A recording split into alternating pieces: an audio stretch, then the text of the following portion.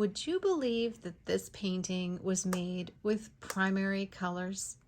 I'm going to be talking about primary, secondary, and tertiary colors because it can get really confusing. But I thought if I made this really cool little sketchbook and did it on video, it might be a lot easier for you to figure out how to mix colors and also what primary versus secondary versus tertiary colors actually are.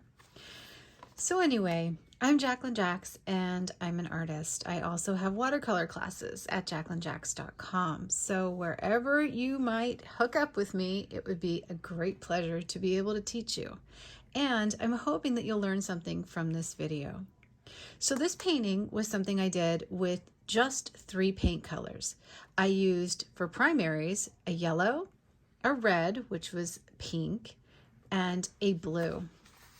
When you look at a color chart or a color wheel, you'll see that the basics are the primaries, and there's only 3 primaries: red, yellow, and blue.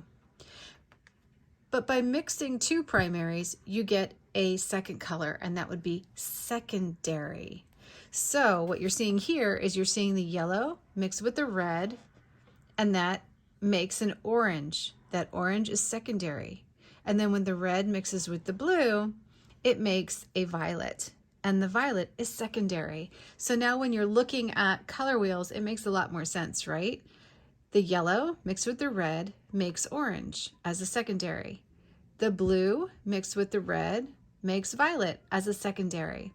And then everything in between is the tertiary. So that third tier, or tertiary, would be all of the colors in between the primary and the secondary. So there's a whole range. Now, to better illustrate that, because I know it's a little difficult, take one of your mixing charts. So if we start with 2 primary colors, right? A yellow and a blue.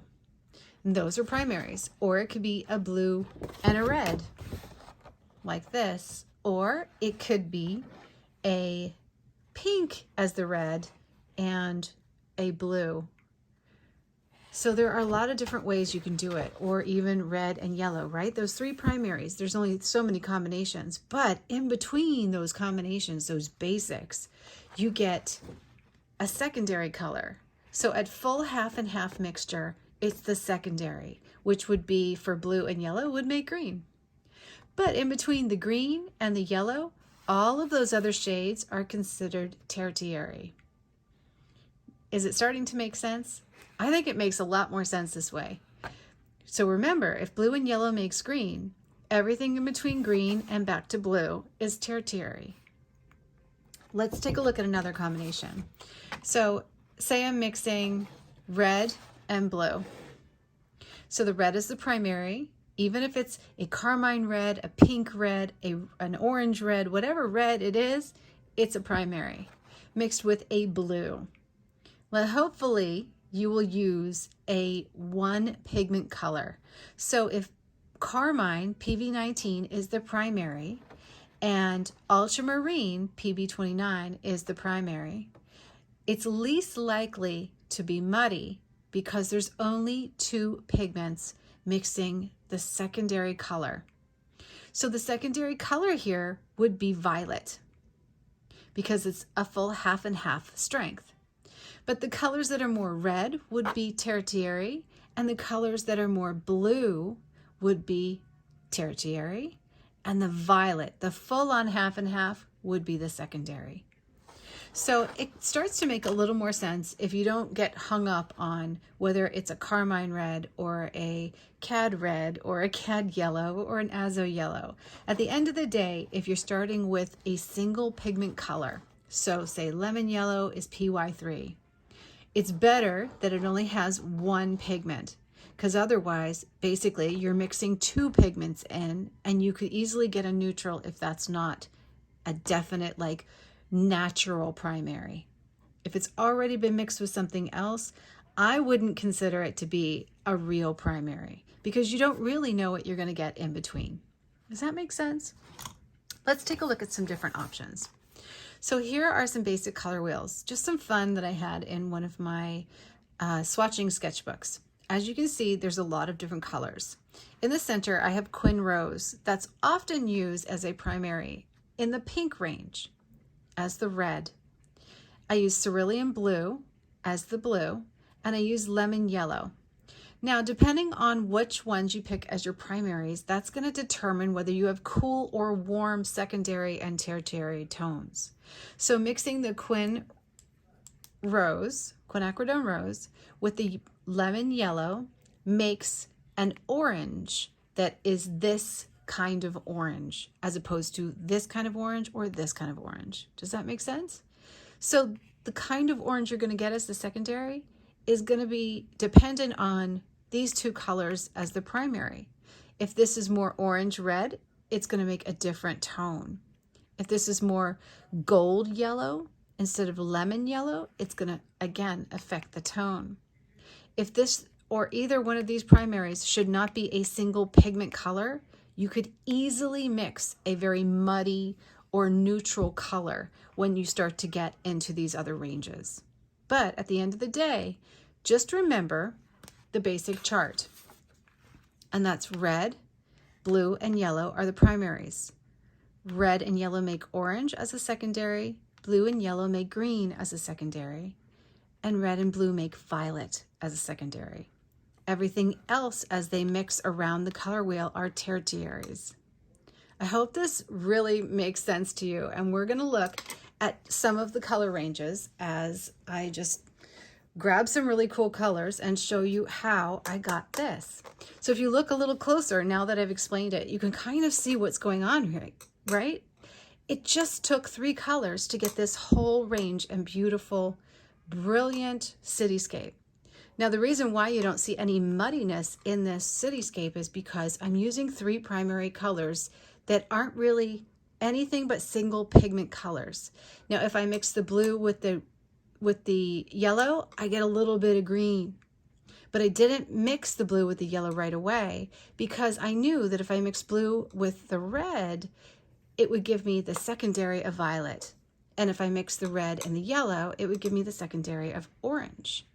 But if I skip those primaries and I mix them across the field, it's going to get me a different result. So I didn't want a lot of green in here, so I kind of just was very, very careful where I would mix the red and the blue together, or I mean the blue and the yellow together. So that's what's going on in this painting, but let's take a look at this sheet here and let's see if we can fill it in as it is, because we want to create something really, really, really fun. Okay.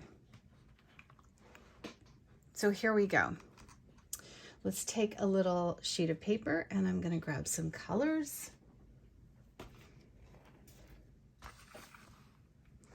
So right in front of me, I have my color wheel. For my yellow, which is a primary, I'm going to use Quin Yellow. It's beautiful, it's bright,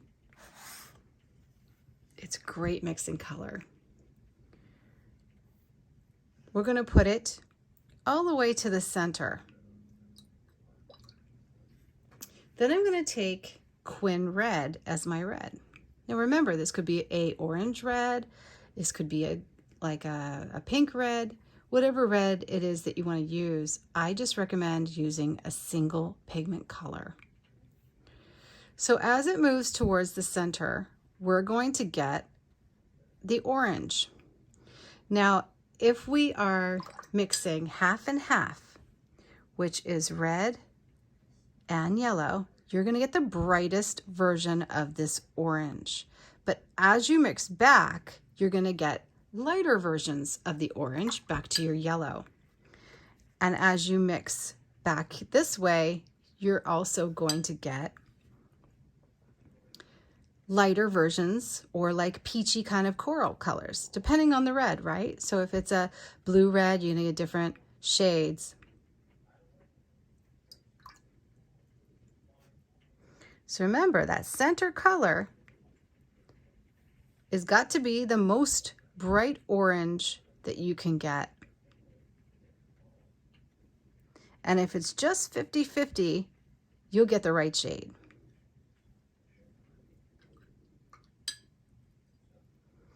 Then as you mix here, it's going to go more gold. And it's going to keep getting brighter and brighter until you're at your full strength of yellow again. So what we're looking at here now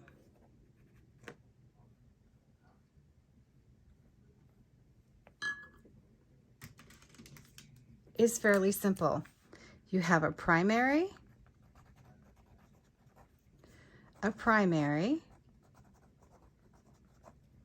a secondary, and all of these different shades are tertiary.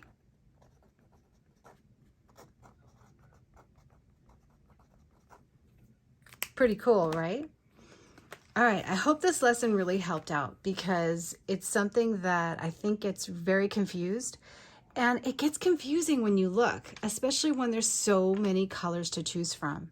I mean, at any given day, we are probably faced with something that looks like this, and you kind of get a little bit cross-eyed trying to pick what colors you want. But at the end of the day, it comes to warm and cools in my book, and every good palette would have a cool and a warm yellow, a cool and a warm red, and a cool and a warm blue.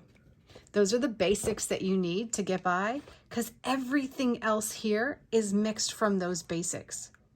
Now, of course, some of these colors are going to be slightly different. You won't get to them just from those basics because there are different shades of blues maybe that make different shades of violets, and different shades of reds that are going to make different shades of violets as well, right? Just like there's different shades of yellow mixed with blues that are going to make all these different greens. So you're not going to be able to mix every color from just two colors, but at the same time, if you were picking out a primary palette that you could pretty much do anything with and be really simple as far as the mixing, you would just pick out some basic colors that are single pigment colors, and then maybe what we call convenience colors for the greens and the violets. That's if you liked a certain one and you couldn't mix it from what you have. One of those really good ones that I always say is like quinacridone gold. You can't really make it. It's usually made from one color, although these days they're making it from two sometimes.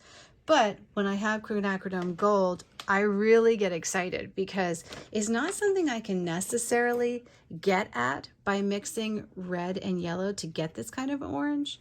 So when I can't mix it myself, I typically just buy it as a convenience color.